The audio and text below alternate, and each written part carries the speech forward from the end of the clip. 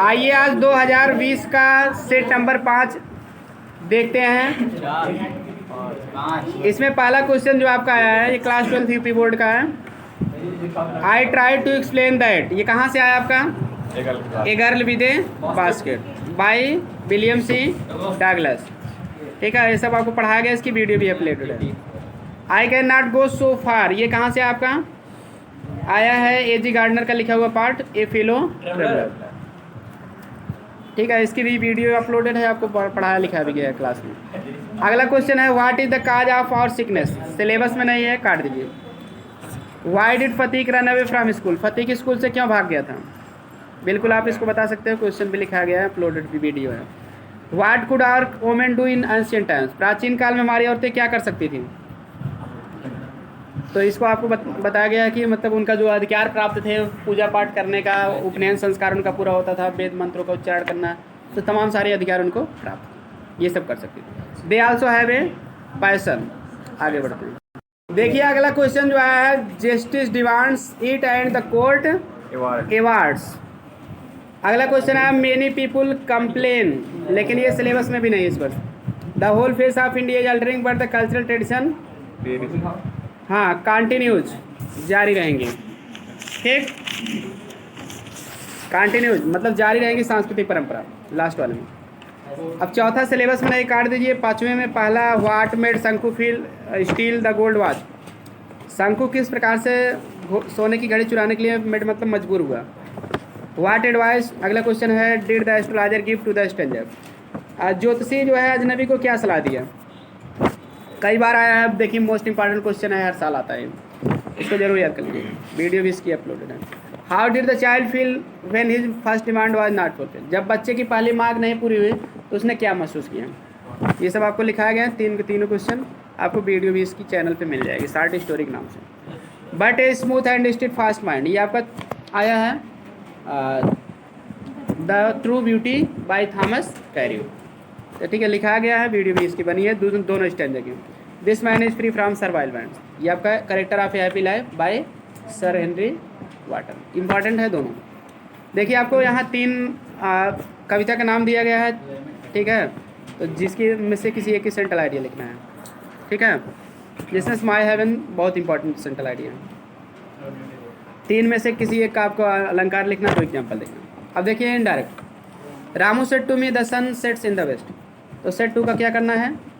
Told करना है। यहाँ फिर आपको क्या कर देना है? दैट लगा के जोड़ देना है। यूनिवर्सल ट्रूथ है, सूर्य पश्चिम में अस्त होता है, ये भी सही बात है, क्लियर। जब पूर्व में निकलता है ये भी सही है, पश्चिम में अस्त होता है, क्लियर। यूनिवर्सल ट्रूथ मान लिया जाएगा, दैट लगा के जोड़ देना। My friend said to me had you gone to your college study, तो क्या हो जाएगा? आस्क्ड हो जाएगा, बिल्कुल आस्क्ड हो जाएगा। My friend asked me, clear. और उसके बाद जो है यहाँ हैव यू का इफ़ हो जाएगा, इफ़ आई, हैव का क्या हो जाएगा? Had. If I had, had का हैड ही रहेगा, क्योंकि देखिए टेंस बदलता नहीं है, सेंटेंस का टाइप स्ट्रक्चर बदल जाएगा सब। हाँ, यू का आई हो जाएगा, हैड का हैड ही रहेगा, गॉन टू। अब देखिए योर का आई के अनुसार क्या हो जाएगा? माई हो जाएगा, क्लियर। स्टारडे का क्या हो जाएगा? द प्रीवियस डे, द, चाहे द प्रीवियस डे लिख दो या द डे बिफोर भी कह सकते हो आप, क्लियर। चलिए आगे देखते हैं। अब Sadhana is very weak, she can not walk properly, तो सीधे सीधे इसमें आप वेरी हटा के टी डबल ओ कर दो, वीक के बाद आप फिर सी कैन नॉट हटा के टी ओ कर दो, क्योंकि पहले वाक्य में वेरी आया है, दूसरे में कैन नॉट या कुड नॉट, तो टी डबल ओ प्लस 2 से किया जाता है, क्लियर। Sadhana is too weak to walk properly, Sadhana इतना कमजोर है कि वह उचित प्रकार से चल नहीं सकती है। अगला है Shubham did not go to Nainital, his father did not go to Nainital, clear. तो इसमें करना क्या है? नाइदर बना दो, क्लियर। दोनों निगेटिव है तो इसलिए आप कह दो नाइदर शुभम, क्लियर, ना तो शुभम। अब यहाँ गो टू हट के वेंट टू, ठीक है, गो टू हट के क्या हो जाएगा? Went to. Neither Shubham went to Nainital, फिर अगला वाक्य नार से जोड़ दो, नार, क्लियर। ठीक है, तो ऐसे कर दो कि नहीं, थोड़ा और सही फिर से बता दे रहे हैं, तो ना उसके पिता को भी इसी में जोड़ दो, ठीक है, क्योंकि दोनों इसमें ग्रामर का एक रूल लगता है, नाइदर के बाद जो रहना चाहिए सब्जेक्ट या ऑब्जेक्ट वही नार के बाद भी रहना चाहिए, इसलिए थोड़ा गलत हो जाएगा। ऐसे करो, फिर सुन लो, नाइदर शुभम करो, उसके बाद तुरंत नार भी कर दो, नार हिज फादर कह दो, नार हिज फादर, ना तो शुभम ना तो उसके पिता। उसके बाद आप कर दो वेंट, ठीक है, नैनीताल नैनीताल दोनों में है तो कॉमन ले लो, वेंट गो का वेंट कर दो, वेंट, उसके बाद टू नैनीताल, गो का वेंट हो जाएगा क्योंकि नाइदर साथ डिड नहीं लगेगा तो सेकंड फॉर्म लग जाएगी। पास्ट इंडेफिनिट का रूल है ना कि जब डिड नहीं रहेगी तो सेकंड फॉर्म आ जाएगी, तो नेवर के साथ भी सेकंड फॉर्म आते। फिर सुन लो, neither Shubham nor his father went to Nainital. Clear. वाक्य कारक शुभम नैनीताल नहीं गए, उसके पिता नहीं गए, तो हम जोड़ के कहेंगे कंपाउंड सेंटेंस में ना तो शुभम ना उसके पिता नैनीताल गए, दोनों निगेटिव हुए तो नाइदर नार से बनता है। बात समझ में आ गया। चलिए आगे ट्रांसफॉर्मेशन देख लीजिए। Taj is more beautiful than any other buildings. तो आपको करना क्या है, इसको पॉजिटिव डिग्री बना देना है। क्लियर। तो आप ऐसे कर दो, जब एनी अदर आता है तो उसको पॉजिटिव डिग्री में नो अदर हो जाता है। ठीक, तो आपको करना क्या है, no other buildings in India, पहले इसको लिख दो, no other building in India, इतना लिख दो। उसके बाद आपको करना क्या है, आइज, इज कर देना, पहले इज लिखना है वर्ब, तब उसके बाद आइज लिखना है। No other building in India is as, as भी कह सकते हो, सो भी कह सकते हो। उसके बाद beautiful, no other buildings in India is so beautiful as the Taj, as the Taj. समझ गए ना। No other building in India, उसके बाद इज लिखना है, फिर उसके बाद एज भी लगा सकते हो, सो भी लगा सकते हो, निगेटिव वाक्य में दोनों लगा सकते हो, लेकिन स्पेशली सो का प्रयोग अच्छा माना जाता है। Clear. No other building in India is so beautiful, so के बाद आप आ जाओ, पॉजिटिव डिग्री लिख लो, मोर हटा के, मोर ब्यूटीफुल का पॉजिटिव क्या हो जाएगा, ब्यूटीफुल। उसके बाद फिर आयज का प्रयोग करके शुरुआत वाला सब्जेक्ट आपको द ताज लिख देना है। बात समझ में आ गया। फिर से सुन लो, no other building in India is so beautiful as the Taj. Clear. चलिए आगे देखते हैं। आगे है he would have written a letter to his father, वो अपने पिता को एक पत्र लिख चुका होगा। तो पैसिव वॉइस का दो, पहले ए लेटर लिखो, ए लेटर, उसके बाद वुड हैव लिख के बीन जोड़ दो, a letter would have been. ठीक है। उसके बाद वर्ब की थर्ड फॉर्म लिख दो, रिटन, रिटन। फिर उसके बाद to his father, to his father, फिर बाई करके ही का हिम। सुन लो फिर से, a letter would have been written to his father by him. Clear हो गया। चलिए आगे बढ़ते हैं। क्वेश्चन आपका है सिंटैक्स से, सी डेयर्स नॉट स्टॉप मी। तो सीधी बात है, डेयर नॉट रहता है, डेयर में यस नहीं जुड़ता है, जब ये एज ए जो है मॉडल एग्जाम्पल यूज की जाती है। डेयर्स में से यस हटा दो, वाक्य आपका correct. I wish I was, तो आई विश के साथ आई वाज नहीं लगता, आई वर लगता है, क्योंकि काल्पनिक वाक्य होता है। I wish I were the chief minister of Uttar Pradesh, काश में उत्तर प्रदेश का चीफ मिनिस्टर होता है, इसकी अर्थ ये होगा। A number of sums has been, अब देखिए ए नंबर ऑफ के साथ बहुवचन नाउन आता भी है और तब बहुवचन वर्ब यूज की जाती है। हैज की जगह क्या कर दोगे, हैव। ध्यान देना, लेकिन द नंबर ऑफ रहेगा तब एक वचन की वर्ब लिखा जाएगा, ए नंबर ऑफ के साथ बहुवचन की verb. Deepu has been living in this house from 2018। तो देखिए 2018 से ये निश्चित समय, तो इसलिए फ्रॉम नहीं लगेगा, क्या लगेगा, सिंस लगेगा, कि हैज बीन है ना, तो हैज बीन साथ या सिंस या फार लगता है सन के पहले। क्लियर। तो निश्चित समय है 2018 से सिंस लगेगा। चलिए मुहावरे देख लेते हैं। Bring to book, bring to book माने होता है सजा देना। तो इसकी ट्रिक बता दिए गए थे आपको, किताब गीता पे हाथ रख के कसम खाओ, सही कहोगे, जो कहोगे सत्य के सिवा कुछ नहीं कहोगे। अदालत में ऐसा करवाया जाता है तो किसी को सजा दिया जाता है। चलिए आगे। एलेम एक्सक्यूज, एलेम एक्सक्यूज माने क्या होता है, झूठा बहाना। एलेम मीन्स होता है लंगड़ा, एक्सक्यूज माने क्षमा। कोई झूठे लंगड़ बन के क्या कोई आदमी बन गया था तो कहा क्षमा, मुझे क्षमा करो मैं चल नहीं सकता हूँ, मतलब वो झूठा बहाना बना के, बाद में तो चलने भी लगा था। चलिए आगे। चाइल्ड्स प्ले माने बच्चों का खेल, बच्चों का खेल माने आसान काम, कहते हैं ये तो हमारे लिए बच्चों का खेल है, मतलब बहुत आसान है, जैसे बच्चे खेल खेल में कर लेते हैं उसी तरह से मैं भी कर लूँगा, यानी बहुत आसान। गेट रीड ऑफ माने छुटकारा पाना, तो रीड माने छुटकारा भी होता है, गेट माने पाना, सीधी सी बात है छुटकारा पाना, यानी टू माने से किसी चीज़ से छुटकारा पाना। हरक्यूलियन टास्क माने होता है अत्यंत कठिन कार्य। क्लियर। तो इसमें आपको एक स्टोरी है कि उसमें हरकुलिस नाम का एक आदमी था, तो वो मतलब कि उसको बहुत से कठिन मतलब कार्य करने के लिए किया गया था। ग्रीक मिथोलॉजी में उसने कुछ गलत काम किया था, हत्या कर दिया था, तो उसको जो है जो महंत थे, पुजारी थे, उसको कुछ ऐसा दंड दिए कि तुमको इतना अगर काम करोगे कठिन तो तुम्हारे पापों का प्रायश्चित हो जाएगा। तो उसमें से एक काम उसको यह भी बताया गया था कि शेर से लड़ने के लिए, तो वो शेर से लड़ा था। तो शेर से लड़ना क्या है, अत्यंत कठिन कार्य है, लेकिन वो उसने किया था। क्लियर। तो इस तरह से हरकुलियन टास्क माने हो गया क्या, उस हरकुलिस नाम से बन गया हरकुलियन एडजेक्टिव टास्क, हरकुलिस का कार्य यानी कि बहुत कठिन कार्य। To pass IAS exam is a herculean task, sentence बना सकते हो। IAS एग्जाम पास करना क्या है, हरकुलियन टास्क, कठिन कार्य। क्लियर। तो चलिए देखते हैं आगे। एंटानिम्स आपका है चीप, चीप माने होता है सस्ता, तो इसका एंटानिम्स बता दो। कास्टली, कास्टली कह दो, या प्रेशियस कह दो, एक्सपेंसिव कह दो। क्लियर। ऑनेस्टी का क्या हो जाएगा, डिसऑनेस्टी। क्लियर, या इनसिंसियरिटी। क्लियर, डिसऑनेस्टी माने बेईमानी, या इनसिंसियरिटी भी कह सकते हो। कवर्डिस माने कायरता, तो ब्रेवरी, BRAVERY, ब्रेवरी माने बहादुरी, या करेज भी कह सकते हो, करेज में साहस। सिनोनिम्स देख लीजिए। बेन माने अभिशाप या श्राप, तो कर्स कह दीजिए। अब आगे देखते हैं। बैटल माने युद्ध, तो वार माने युद्ध होता है। फाइट कह सकते हो, फाइट माने भी युद्ध या लड़ाई। क्लैश भी कह सकते हो, CLASH। आगे डिस्ग्रेस माने अपमान, तो सेम माने शर्म, शर्म या अपमान एक ही है। क्लियर। SHAME, सेम माने शर्म या अपमान। व्हाट ए सेम, कितने शर्म की बात, कितने अपमान की बात। आगे है 1/32। एक क्राउड ऑफ लिसनर्स, सुनने वालों की भीड़ को क्या कहते हैं, ऑडियंस कहते हैं। AUDIENC, ऑडियंस माने श्रोतागण।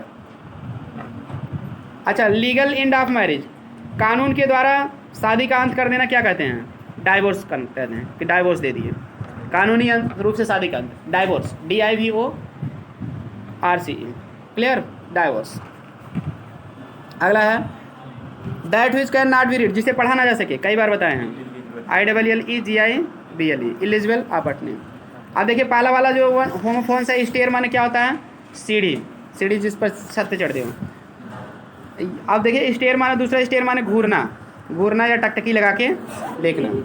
क्लियर, स्टेयर के साथ हमेशा ऐड लगता है। What are you staring at, क्या यही स्टेयर एट में। इस तरह से सेंटेंस, ठीक है, मैं इसका यूज़ कर सकते हैं।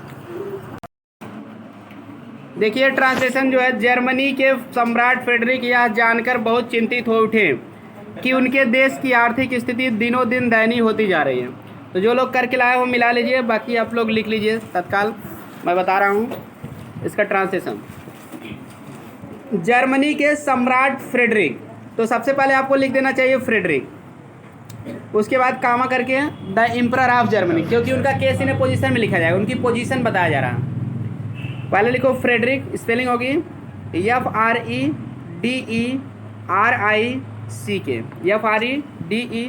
FREDERICK, फ्रेडरिक हो गया। कामा करके the emperor of Germany, emperor की spelling EMPEROR,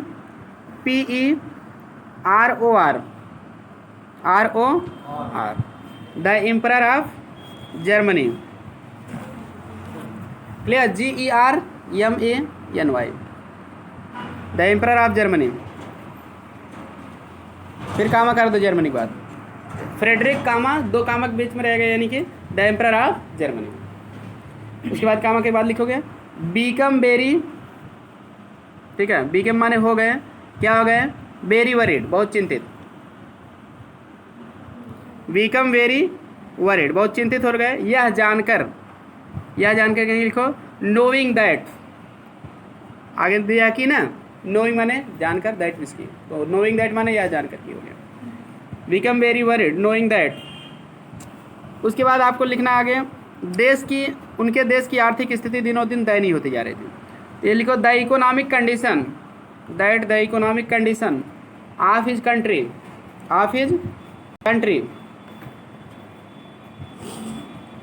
the economic condition of his country was getting miserable, माने दयनीय होती जा रही थी। क्लियर, गेटिंग दयनीय अवस्था को प्राप्त करना यानी कि दयनीय होती जा रही थी।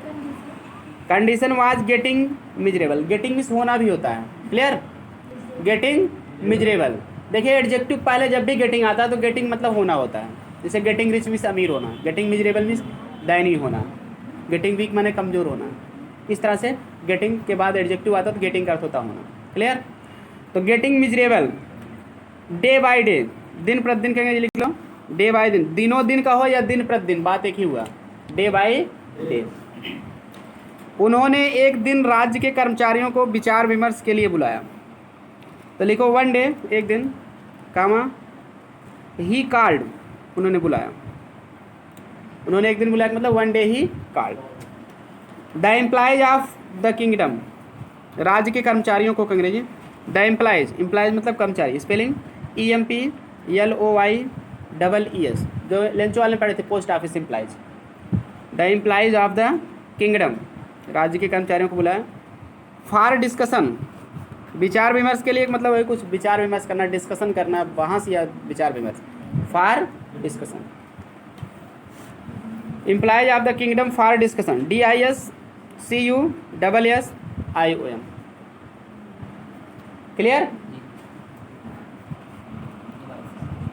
आगे उन्होंने उनसे पूछा, ही आस्क्ड देम, ही आस्क्ड देम, उनसे पूछा मतलब कई कर्मचारी हैं ना तो देम लगेगा, उनसे पूछा, ही asked them.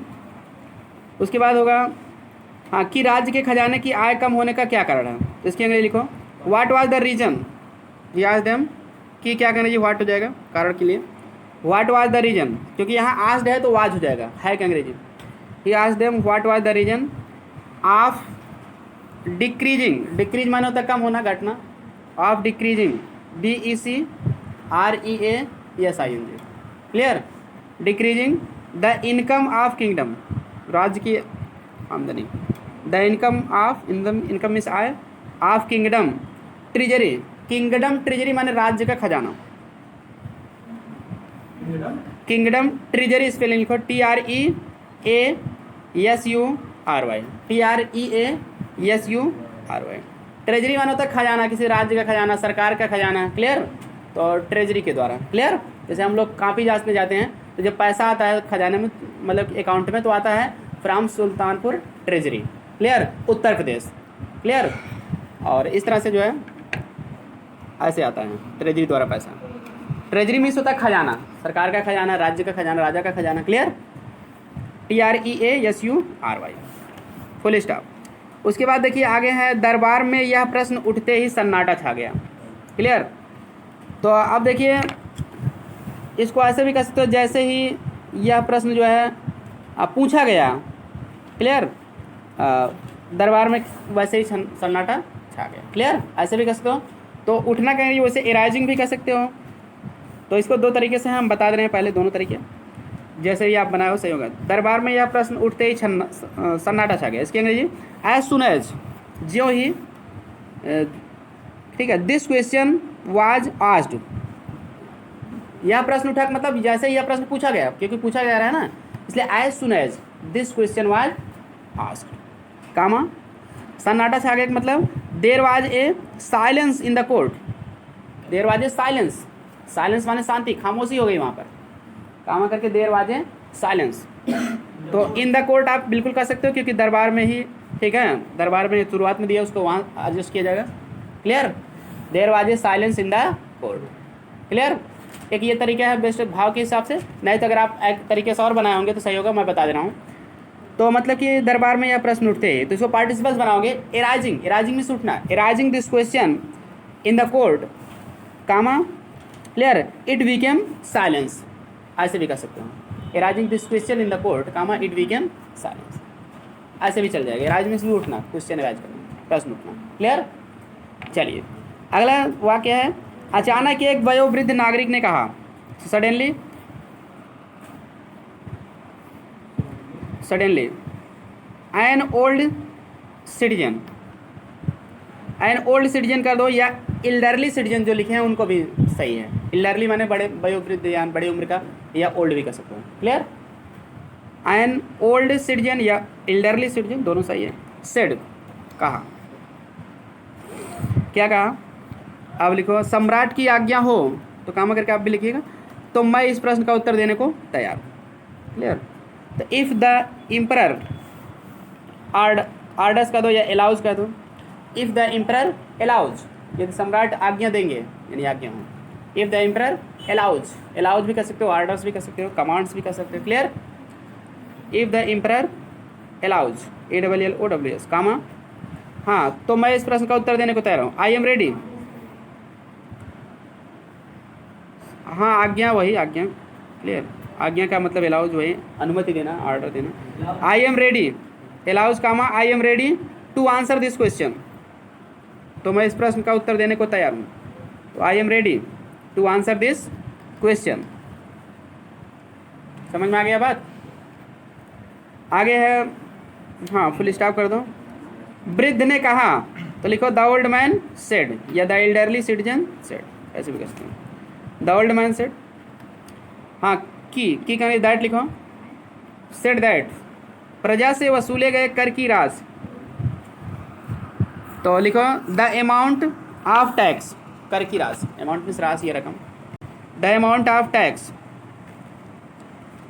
Collected from the subjects, प्रजा से वसूलने का मतलब प्रजा से जो इकट्ठा किया गया है टैक्स को, collected from the subjects. Clear? The amount of tax collected कर दो, ये एक शब्द है रेज्ड। रेज्ड माने भी किसी से कलेक्ट करना है, वो उठाना, उन पर लगाना। क्लियर? हाँ, the amount of tax collected from the subjects, subjects माना होता है प्रजा, प्रजा से जो भी राशि जो है कर इकट्ठा किया गया उसी को वसूला गया। कर इकट्ठा करना या वसूलना दोनों का यहाँ कलेक्ट होगा। क्लियर? चाहे इकट्ठा करना कहो या वसूलना, तो कलेक्ट मीन्स भी वसूलना होता है, टैक्स कलेक्ट करना यानी टैक्स वसूलना। क्लियर? तो the amount of tax collected from the subjects माने प्रजा से वसूला गया कर की राशि। काम सरकारी कोष तक पहुँचते पहुँचते चौथाई रह जाती है, तो सब्जेक्ट्स बात काम पद मत लगाओ, वर्ब क्यों लिखना, सॉरी। रिमेंस पहले रह जाती है, वर्ब लिखोगे। रिमेंस 1/4 का दो, हाइफन लगा के 1/4 का दो, या क्वार्टर भी कर सकते हो, क्वार्टर माने भी चौथाई। रिमेंस माने रह जाता है, 1/4 माने चौथाई, 1/4 भाग यानी चौथाई, या क्वार्टर भी माने भी चौथाई होता है। QUARTER, क्वार्टर पास्ट 11 o'clock जैसे होता ना, सवा। क्लियर? और Q2 माने पौने। ठीक है? QUARTER का दो या 1/4 का दो, बेटर होगा। रिमेंस 1/4, 1 बीच में हाइफन 4। क्लियर? 1/4 माने चौथाई, 1/4 भाग। हाँ, उसके बाद सरकारी कोष तक पहुँचते पहुँचते, इसके अंदर लिखो वाइल रीचिंग अप टू, इसके बाद लिखो उसी में और थोड़ा लिखना है। वाइल रीचिंग माने पहुँचते पहुँचते, ते आ रहा है ना, तो वाइल साथ आएंगे। While reaching up to government treasury, up to माने होता तक, रिच साथ अप टू रहेगा। अप टू गवर्नमेंट सरकार, GOVERNMENT, GOVERN गवर्नमेंट जोड़ दीजिए। GOVT शार्ट में लिख दोगे तब भी चल जाएगा अगर स्पेलिंग नहीं याद है तो। गवर्नमेंट ट्रेजरी TREASURY, लेकिन जहाँ तक प्रयास करें फुल फॉर्म में लिखना चाहिए पेपर में। गवर्नमेंट ट्रेजरी, अभी स्पेलिंग बताए थे TREASURY। क्लियर? चलिए आगे। सम्राट के शंका का समाधान हो गया, फुल स्टॉप कर दीजिए यहाँ। सम्राट के शंका का समाधान हो गया, लिखो the emperors doubts, the emperors doubts, doubts में शंका या संदेह, डाउट्स वर रिजॉल्व्ड, डाउट में यह जुड़ा है तो इसलिए वर लगाओगे। वर रिजॉल्व्ड, RESOLVED, रिसॉल्व मतलब, हाँ रिसॉल्व या रिजॉल्व जो भी पढ़ते हो आप, RESOLVED, रिसॉल्व माने होता है समाधान होना। क्लियर? समझ गए ना? रिसॉल्व RESOLVED, समाधान हो गया। सॉल्व भी कर दे तो तब भी चल जाएगा, लेकिन रिसॉल्व बेटर शब्द होगा। उन्होंने अगले ही दिन भ्रष्ट कर्मचारियों की छटनी कर दी, तो लिखो। हाँ, तो उन्होंने अगले ही दिन भ्रष्ट कर्मचारियों की छटनी कर दी, लिखो। ही लेड ऑफ, एक शब्द है लेड ऑफ माने छटनी करना, या डिसमिस्ड भी कर सकते हो आप, no problem. He LAID laid, OFF, laid off phrasal verb है, या आप डिसमिस्ड कर दो, डिसमिस मैंने निकाल देना, चटनी कर देना। Clear? Laid off LAID OFF या dismissed. The corrupt implies, the corrupt मतलब भ्रष्ट, करप्ट से करप्शन बना है भ्रष्टाचार, CURROPT नहीं सॉरी CO रहेगा, CORRUPT रहेगा, CORRUPT करप्ट। इम्प्लाइज EMPOLY ठीक है EES। The corrupt implies the very next day, the very next day माने अगले ही दिन, वेरी बात पर जोर देने के लिए लगता है। Clear? The very next day माने अगले ही दिन, ठीक है, अंग्रेजी वेरी होगा।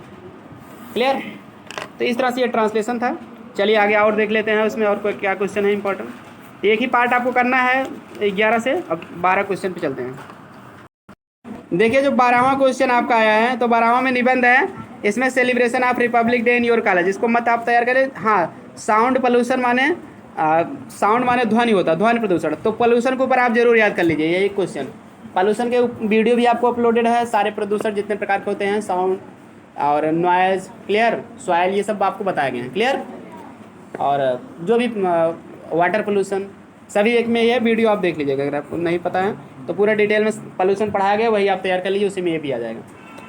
तो उसके बाद देखिए और क्वेश्चन उतना इंपॉर्टेंट नहीं है। हाँ, एजुकेशन वाला आप देख सकते हैं, unity of job oriented education, मतलब कि जॉब दिलाने वाली जो है शिक्षा जो है, क्योंकि देखिए इस वर्ष सिलेबस में आपके है एजुकेशन है, पोल्यूशन है, अनएम्प्लॉयमेंट, सॉरी अनएम्प्लॉयमेंट मतलब हाँ नहीं अनएम्प्लॉयमेंट नहीं है, पॉपुलेशन है, यानी जनसंख्या, प्रदूषण, शिक्षा और स्वास्थ्य से रिलेटेड कोरोना वायरस का निबंध आपको अपलोड किया गया है। और एजुकेशन में आपको माई एम्बिशन ऑफ लाइफ भी अपलोडेड है, वो भी शिक्षा से रिलेटेड है, क्योंकि आप शिक्षा प्राप्त करने के बाद आप क्या होना चाहते हो, तो बहुत करेगा वो आ सकता है। और एजुकेशन और ट्रैफिक रूल्स आएगा आपका, ट्रैफिक रूल्स की भी वीडियो अपलोडेड है, तो आप लोग इसको चैनल पे देख सकते हैं। क्लियर? सारे इंपॉर्टेंट इससे एक आध से हो सकता है हम और अपलोड करें, इसलिए चैनल से जुड़े रहेंगे तो आपको सारा निबंध जितना इंपॉर्टेंट है इसी से मिल जाएगा। चलिए देखते हैं आंसर पैसेज। अब यहाँ आंसर पैसेज देख लेते हैं, थोड़ा इतिहास पर रिलेटेड है ये, तो आप लोग इसको वीडियो को पॉज करके या अपने आंसर पेपर में पढ़ लीजिए, और उसके बाद हम क्वेश्चन केवल बता दे रहे हैं आपको डायरेक्टली। क्लियर? दो the whole history of mankind is dated with the deeds of injustice, ये आपका आंसर पैसेज है। हम इसमें डायरेक्ट आपको आंसर बता दे रहे हैं, आप इसको धीरे से पढ़ भी सकते हैं, उसके बाद आप मिला लीजिए। देखिए प्रश्न क्या कह रहा है हमारा, how the whole history of mankind is dated, मतलब कैसे मानव जाति का पूरा इतिहास बिखरा हुआ है। तो आपको इसका आंसर हम बता दे रहे हैं कैसे लिखना है। पहले आप लिख देना the whole history of mankind. अब चाहे यहाँ से लिखो या किताब में सेम टू सेम आप उसमें आ जाइए आंसर पेपर में। शुरुआत में देखिए the whole history of mankind, यहाँ से निशान लगा लीजिए, से लेके आप लिखते चले जाइएगा वार्स तक। क्लियर? वार्स, हाँ वार्स कहाँ मिलेगा आपको, फ्यूरीज ऑफ वार्स, देखिए दूसरे ही लाइन में है। बस यही इतना आपको आंसर लिख देना है और कुछ करना वरना नहीं है। क्लियर?